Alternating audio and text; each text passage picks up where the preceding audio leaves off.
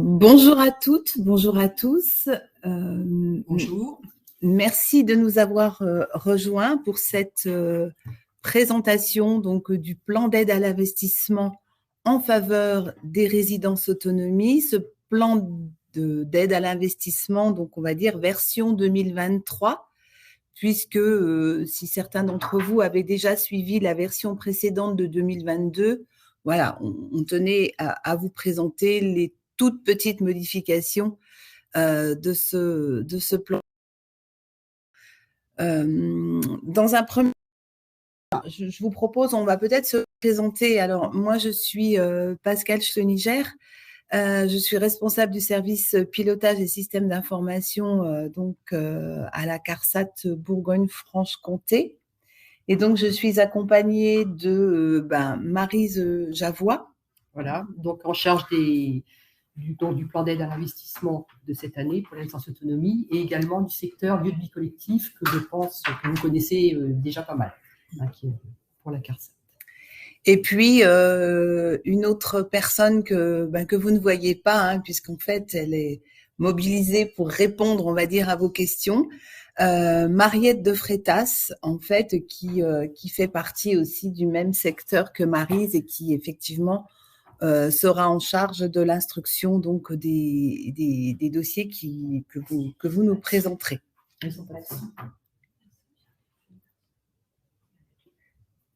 Un petit problème de son technique.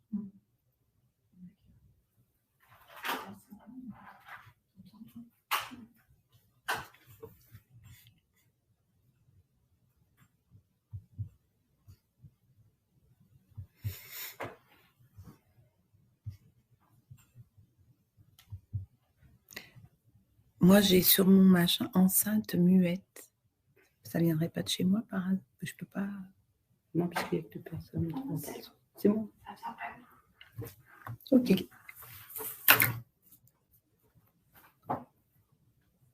Je peux continuer? Ok. Eh bien, voilà. On va continuer.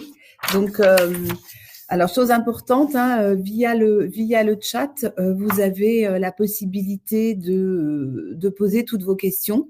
On se permettra donc d'y répondre au fil, tout au long de cette présentation. Et puis, de toute façon, vous aurez des références pour pouvoir adresser un message si besoin, pour obtenir un petit peu plus d'informations si vous le souhaitez.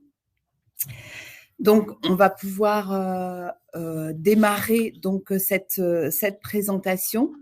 Donc, cet appel à projet est un appel à projet qui est initié donc au niveau national, qui émane en fait de la Caisse nationale d'assurance vieillesse ainsi que de la CNSA. Donc, les deux caisses réunies se sont entendues, en fait, pour lancer cet appel à projet et ont mis à disposition au niveau national une enveloppe budgétaire de plus de 32 millions d'euros. Et cette enveloppe budgétaire, en fait, va permettre de soutenir les opérations d'innovation, d'investissement et vise prioritairement à moderniser et adapter les résidences autonomie. Sachant que tous ces projets, les projets qui auront une dimension, on va dire, intergénérationnelle, auront un regard un petit peu, on va dire, peut-être privilégié. Donc, c'est une notion importante donc à retenir. Donc, dans ces projets, nous serons sur 4 catégories de projets. D'une part, les projets de réhabilitation, les projets d'aménagement et d'équipement, les projets de tiers-lieux, les projets de prestations intellectuelles, donc qui visent à améliorer, accélérer ou rendre possible les projets de réhabilitation. Et une chose importante, c'est que il faut un dépôt de dossier par thématique. On y reviendra plus tard. Par projet. Et par projet, il faut absolument qu'on puisse recevoir un dossier par projet.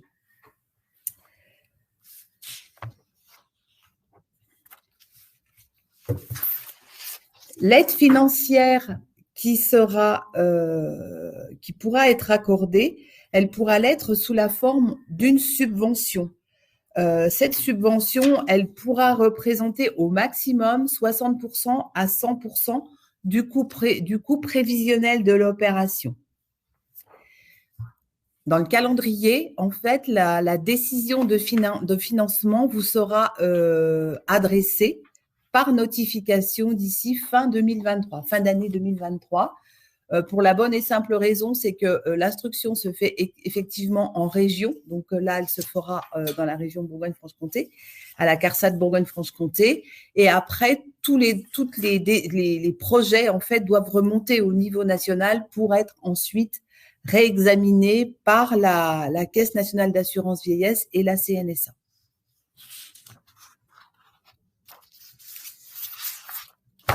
Donc, dans les projets de réhabilitation, ces projets de réhabilitation, donc, on va dire, visent à soutenir des opérations d'innovation et d'investissement, mais qui permettent de moderniser et d'adapter les résidences autonomie.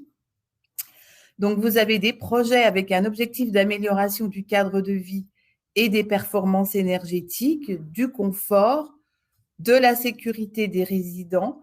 Alors, voilà, il y a différents types de travaux qui peuvent être engagés, des travaux, comme on disait, de réhabilitation. Il peut y avoir des travaux de modernisation, des travaux de mise aux normes, de restructuration, d'agrandissement, de reconstruction, mais en fait, il ne faut pas qu'il y ait de création de places nouvelles. On est bien dans des travaux de réhabilitation et on n'est pas dans des travaux de création. Pour les projets de réhabilitation, la subvention, elle pourra être de 60% du coût prévisionnel de l'opération. Alors, je précise, les 60% de coût de l'opération, c'est hors taxe ou TTC, en fonction de si vous récupérez ou pas la TVA.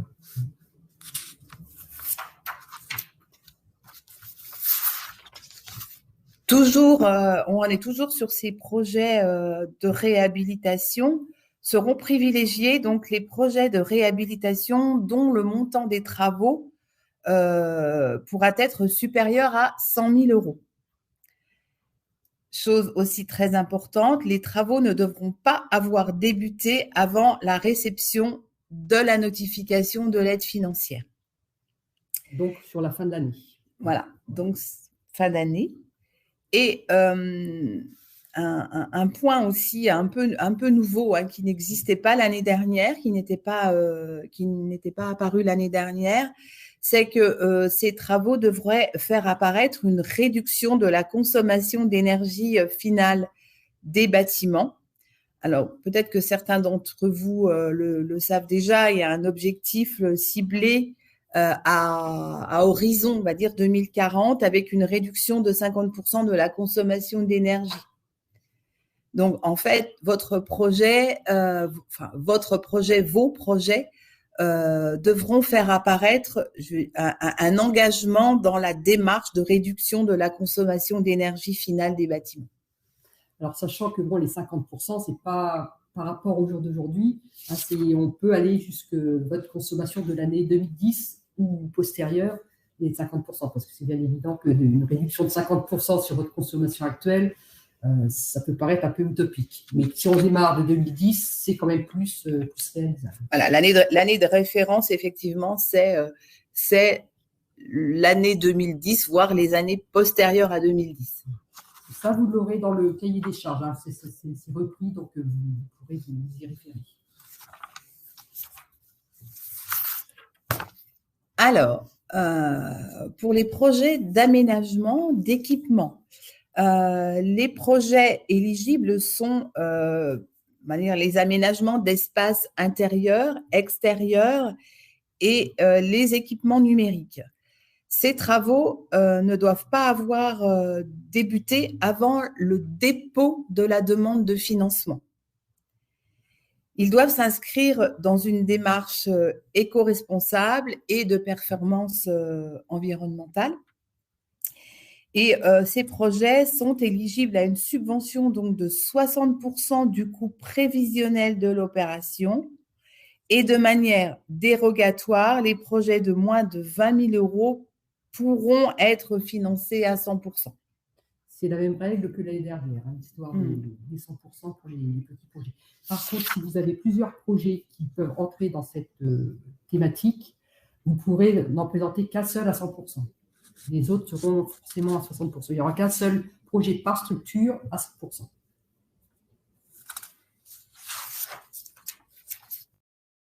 Ensuite, nous avons les projets éligibles à une subvention donc de 80% du coût prévisionnel de l'opération hors taxe.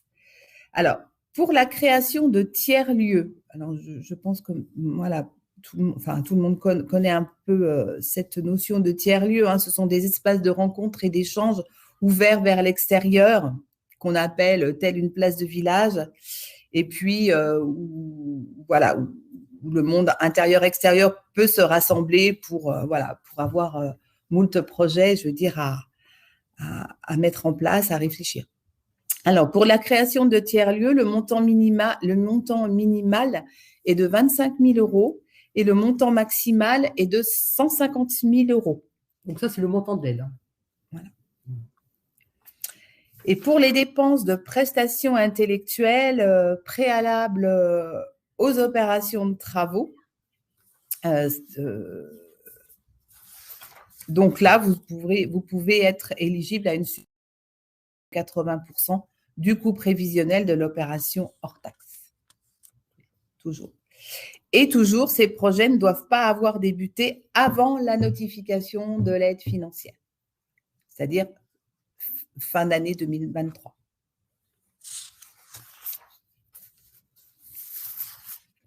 Un petit récapitulatif de ce que l'on vient de vous dire, et après on verra si d'ores et déjà on a quelques questions de votre part. Alors, pour les projets de réhabilitation, on est bien sur 60%. Pour l'aménagement d'espaces intérieurs ou extérieurs et les espaces numériques, nous sommes entre 60 à 100%. 100% si le projet est inférieur à 20 000 euros. Pour les tiers-lieux, 80% sur les dépenses hors taxes, avec une subvention minimum de 25 000 et un maximum de 150 000 euros. Et pour les prestations intellectuelles, on est sur un montant de subvention de 80% sur les dépenses hors taxes. Alors, d'ores et déjà, je me rapproche de mes collègues pour savoir si vous avez déjà quelques questions. Non, pas de questions?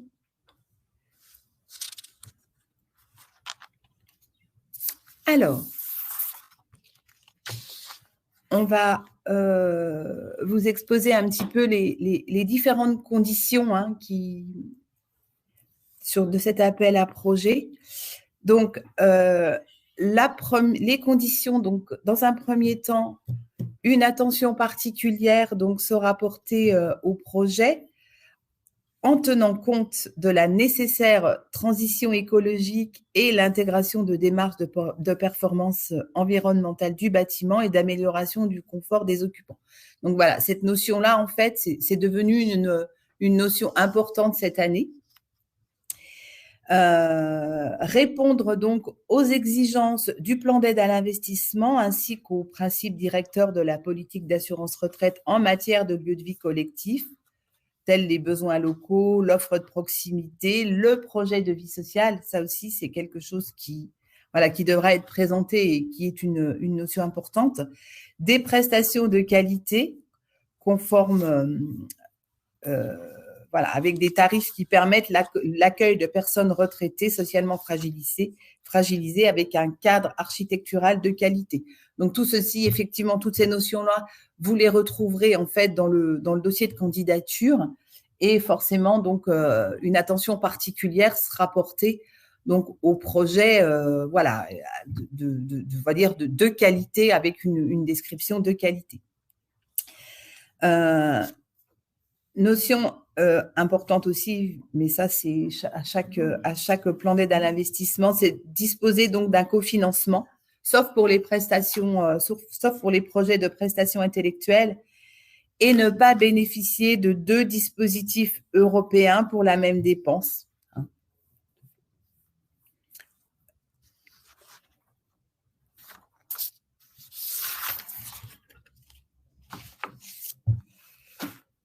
En ce qui concerne les engagements conventionnels, il convient donc d'évoluer afin de proposer donc des prestations minimales individuelles ou collectives, d'accueillir dans les locaux des actions collectives de prévention qui peuvent être ouvertes, on va dire, sur l'extérieur, et notamment organisées par les caisses de retraite dans le cadre de l'interrégime. Je pense que vous connaissez les atouts de l'âge, notamment, hein, ces ateliers en fait qui sont proposés et qui ont été on va dire réfléchis pour être mis en place voilà, dans les résidences autonomie notamment. Alimenter et mettre à jour la fiche synthétique de présentation donc de l'établissement dans la base de données Sephora. Donc, si vous ne trouvez pas le lien pour accéder à cette fiche, vous n'hésitez pas à nous envoyer un petit message ou vous nous appeler et on vous renverra le lien pour pouvoir compléter cette fiche. Maryse, est-ce que tu peux, parce que peut-être que tout le monde ne connaît pas cette base Sephora, en 2 mots en fait. En fait, c'est une base qui a été créée par la DGSS et la CNAV. Donc, cette base recense toutes les résidences autonomie de France. Et ça permet d'avoir une vision du bâti, du contenu, des nombres de logements, de la situation géographique de la structure, et également des besoins de travaux que vous pouvez avoir, puisqu'on demande si vous avez besoin de différents types de travaux et à quelle échéance. Et nous, ça pourra nous permettre éventuellement de vous contacter si on voit que vous avez des demandes, pour vous informer des aides si besoin. Voilà. Donc, c'est pour ça que c'est très important et c'est une demande nationale, donc il faut absolument compléter. Ça fait partie des documents à nous transmettre pour qu'on puisse étudier votre dossier. Voilà. Très bien. Est-ce qu'on a des questions? Ah, on a une question.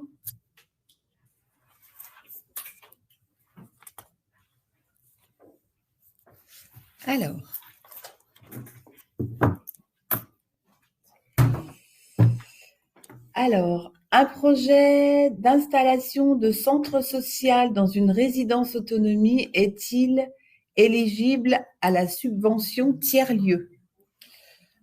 Alors, le centre social en tant que tel, je dirais non. Par contre, le tiers-lieu, il faut bien que les personnes âgées de la structure, ils participent. Il faut pas que ce soit qu'à destination des personnes extérieures, puisque le tiers-lieu, il y a les personnes de la résidence, mais également tout un public extérieur qui peut participer, puisque le principe, c'est justement de faire une mixité, autant de personnes que d'intergénérationnel et d'ouverture sur l'extérieur. Alors, il faudrait que si c'est le centre social qui gère, normalement, c'est la résidence autonomie qui doit faire la demande. Donc là, votre cas est un petit peu spécial. Vous nous donnerez vos coordonnées, que je puisse vous recontacter pour qu'on voit ensemble. Mais normalement, c'est la résidence qui doit faire la demande d'aide et c'est elle qui perçoit qui est maître du tiers-lieu. Hein, donc là, le fait d'être centre social, je ne sais pas, il faut qu'on en discute. Je serais plutôt négative, mais il faut voir vraiment le contenu du projet.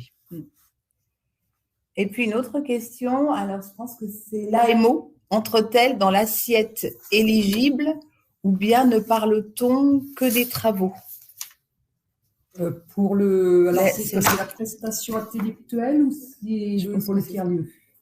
Je pense que c'est une autre question, c'est l'AMO, c'est l'aide à la maîtrise d'ouvrage, entre-t-elle dans l'assiette éligible ou bien ne parle-t-on que des travaux?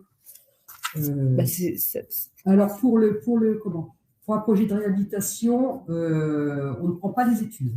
Hein, c'est clair, c'est soit on prend les travaux ou soit on prend les études. Si c'est les travaux, c'est dans le dossier réhabilitation.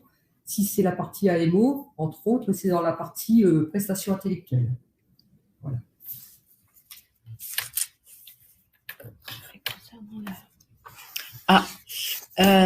Alors, ok, merci. Pas de financement intermédiaire. Pas de financement intermédiaire entre 60 et 100%. Oui. Non. Non. Ça peut être point, mais pas intermédiaire, non. Bah, entre les 60 ou 80% qui sont exprimés pour les différents dossiers.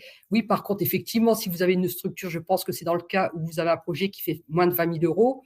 Si vous n'avez pas besoin de 100%, bah, on va vous demander ce que vous avez besoin. Hein. Vous n'êtes pas obligé de demander 100%. Si par ailleurs vous avez une subvention qui vous est déjà acquise, vous demandez ce dont vous avez besoin. Mais il y a possibilité effectivement de demander en dessous les 100% dans un petit dossier, éligible à 100%.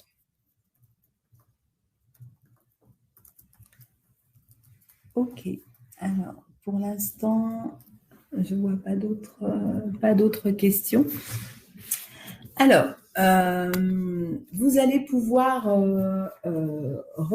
trouver en fait tous le dossier en fait, utile en fait et nécessaire en fait à la présentation de vos projets se trouve aujourd'hui sur le site internet de la CARSAT dans la rubrique partenaires. Hein, vous allez retrouver tous les documents. Alors, une petite chose, c'est-à-dire que tous les documents qui sont sur notre site internet sont en version PDF et on sait que pour certains d'entre vous, en fait, ça peut poser problème en fait pour remplir, on va dire directement ces documents. Donc en fait, ce qu'on fera, c'est que dans la journée, hein, donc dès qu'on aura terminé ce webinaire, on va vous envoyer et on mettra en pièces jointes les documents, notamment le dossier de candidature qui sera en version Word, qui vous permettra en fait de le remplir directement.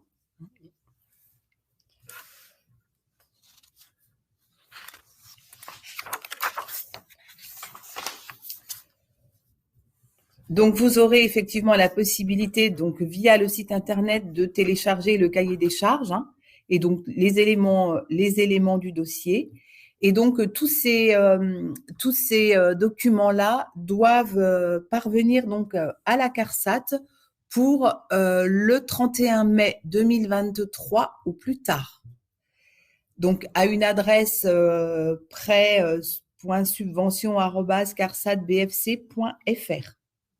On ne reçoit des documents que par mail, en fait, puisque tout ce qui arrive par courrier actuellement est dématérialisé. Donc, c'est pour éviter également des frais postaux. Et ça gagne du temps. Voilà, et ça gagne du temps.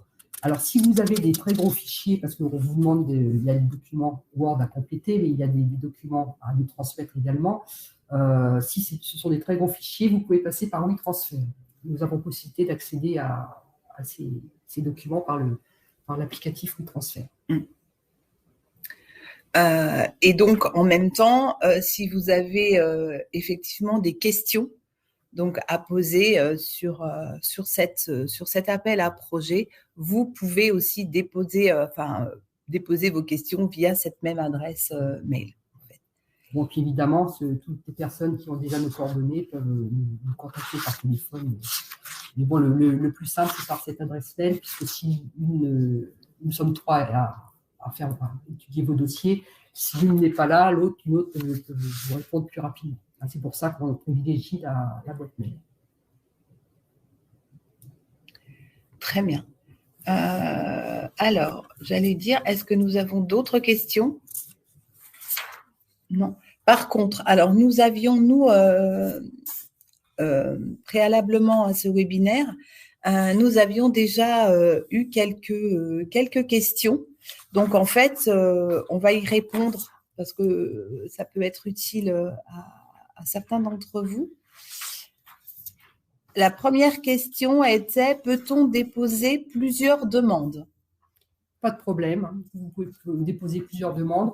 une par thématique, voire deux si vous avez notamment, je pense à l'équipement ou l'aménagement, qui peut être la rénovation de, je sais pas, d'une salle d'animation, d'un espace sol, plafond, mur. Et puis là, d'autres par ailleurs, des équipements numériques. Hein, vous pouvez avoir plusieurs dossiers, il n'y a pas de souci. Et si également vous avez des prestations intellectuelles, enfin des études préalables à des travaux, vous pouvez également présenter un autre dossier. Hein, il n'y a pas de limite de nombre de dossiers à présenter.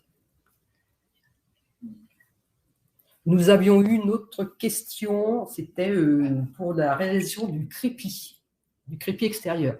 Alors, s'il est seul, non. Il faut que ce soit associé avec d'isolation.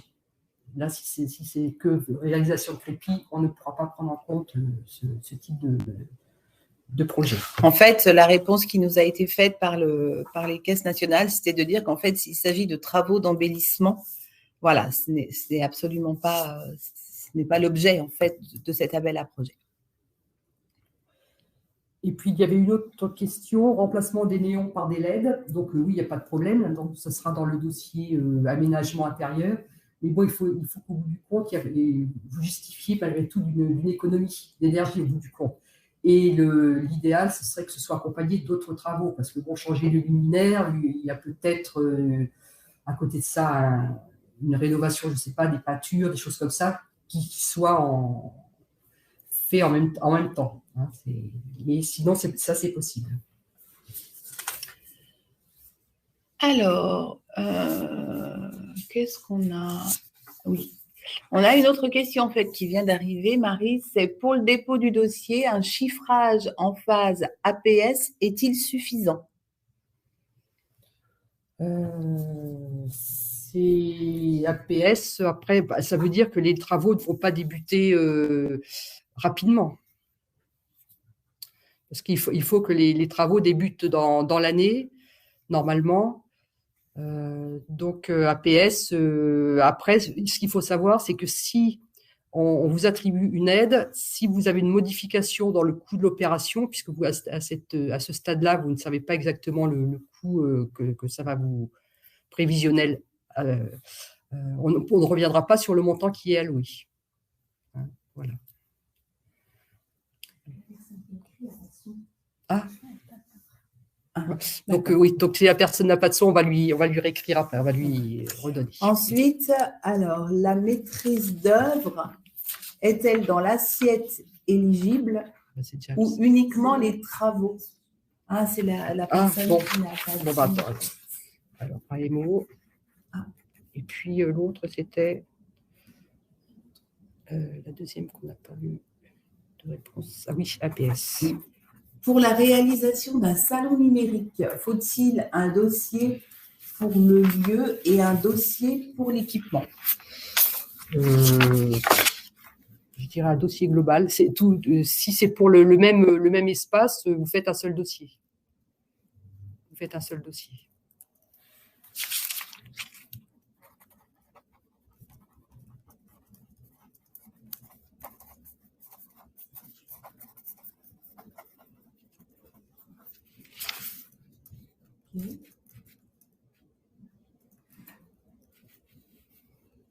D'autres questions qui sont arrivées? Non. Ah, c'est le dernier.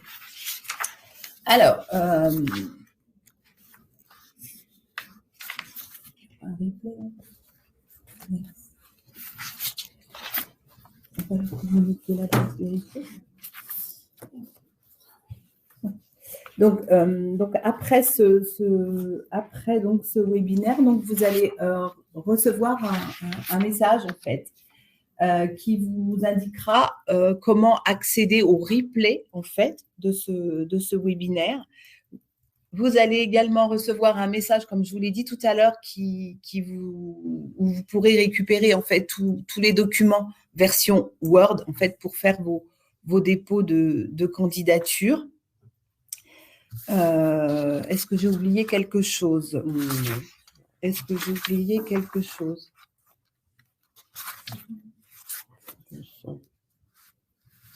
Pour la date, c'est le 31 mai, je cliquer sur…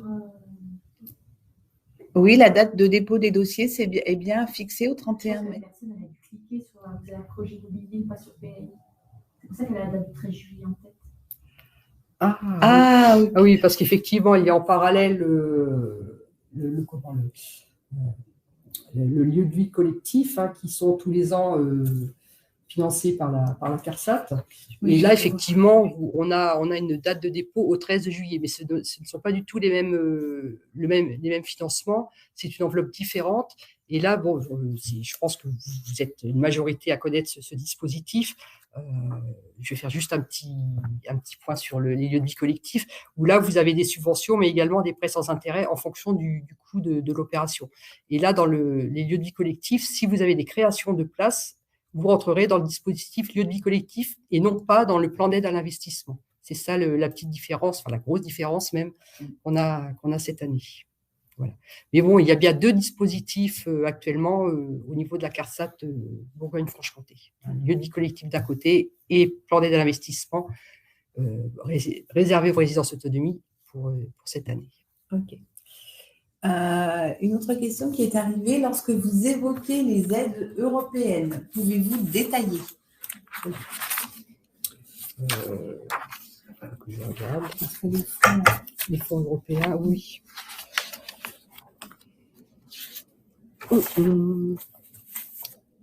Je regarde les documents.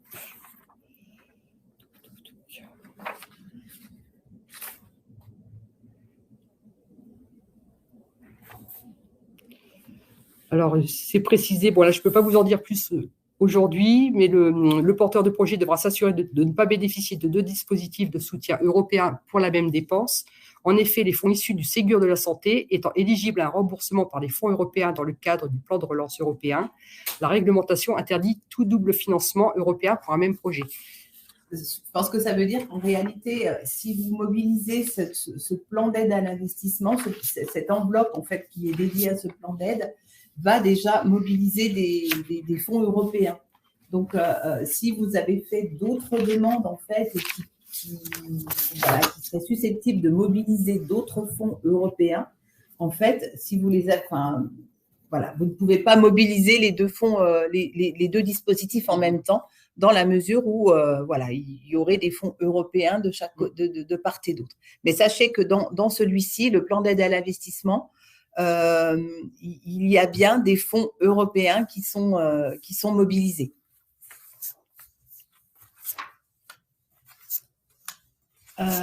Quid de l'installation de bornes pour les voitures électriques? Alors là, bonne question, mais là, est-ce que ça fait partie des équipements? On ne sait pas. Rien n'a été spécifié pour ça. Ce qu'on vous propose, c'est si vous nous laissez vos coordonnées, on va se rapprocher de la CNSA et de la Caisse nationale pour poser la question et on reviendra vers vous très rapidement.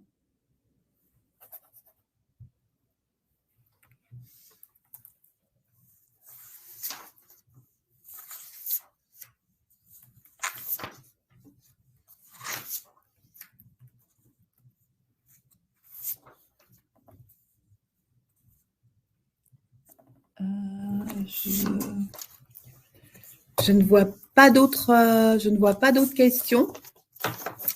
Donc, sachez que si toutefois, des questions vous revenaient, donc vous avez toute possibilité de faire vos demandes par mail. Hein. De toute façon, on vous répondra le plus rapidement possible. L'adresse, je vous la rappelle, mais vous la retrouverez sur donc c'est prets.subvention avec un s @carsat-bfc.fr. C'est une petite précision qu'on ne vous a pas dit jusqu'à présent. La demande doit être cosignataire et de gestionnaire. Il faut que les deux, qu'on ait un courrier cosigné de 2 personnes. Et le cofinancement, vous verrez qu'il y a une exigence de cofinancement pour les dossiers. Quand on entend cofinancement, c'est soit un prêt aidé, soit une subvention d'autres collectivités qui viennent en complément de l'aide que vous demandez à la caisse. L'autofinancement n'est pas considéré comme du cofinancement. Voilà, je je vais préciser. Alors, écoutez, je ne vois pas d'autres questions. En tout cas, merci de nous avoir rejoints ce matin, en fait, pour cette présentation. N'hésitez pas, hein, pour toute question, on s'attachera à répondre au plus vite ou à trouver de toute façon les informations. Et puis donc, nous vous souhaitons une excellente journée et nous restons à votre disposition. Bonne journée. Bonne journée. Au revoir. Au revoir.